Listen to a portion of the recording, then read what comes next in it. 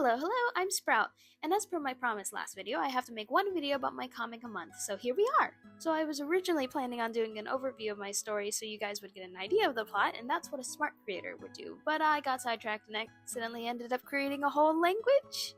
So that's what we'll be talking about today. My story is called Forgotten Memories, which is a working title, I think.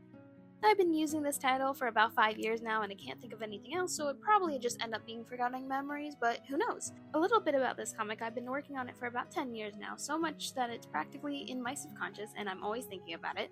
And recently I decided that I don't want to spend my life just thinking about the project and I want to make it. And I'm not going to stop obsessing over it, so I might as well start now. I know it's going to be a big project because right now I think I have a total of 10 big story arcs, not to mention all the little arcs that make up those arcs, so it's going to take a long time. It's a huge project, but I'm determined, and I'm going to continue making these videos until I'm through.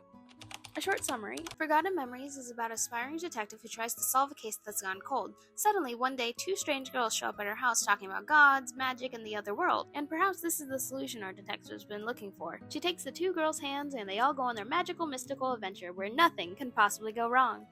Let's talk about those runes, shall we?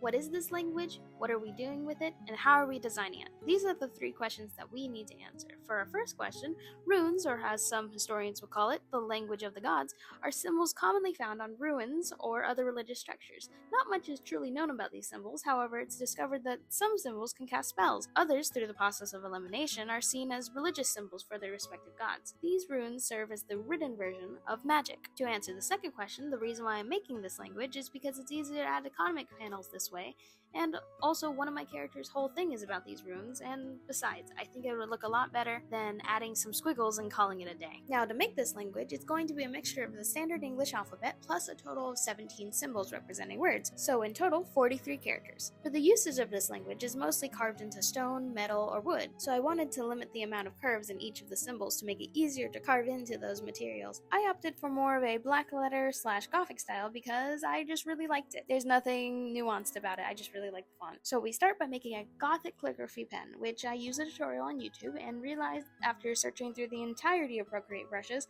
I needed to watch another video to make this pen. So I will link both videos down in the description below if you would also like to make one of these pens. But once I obtained the brush, I started just scribbling like a toddler, learning how to write for the first time. I definitely had an easier time with the keyword symbols because I already had some idea for them, but other than that, I was completely in the dark, and I just drew scribbles and I was like, yeah, that looks like an A right there.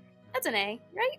After scribble time was done, I went over to Calligrapher to make the font. All you have to do is make an account, then download the PDF of a template, fill out what you want, send it back to them, and get a fully customized font. And then you just download it and use it for whatever purposes you would like. Here are a few symbols with their meanings. I'm going to constantly be using this font for now on because I'm really happy with how it came out. But when all is said and done, what's left to do with your font is to go over to the friend that you lore dump to all the time, and then throw the language in their face with no context.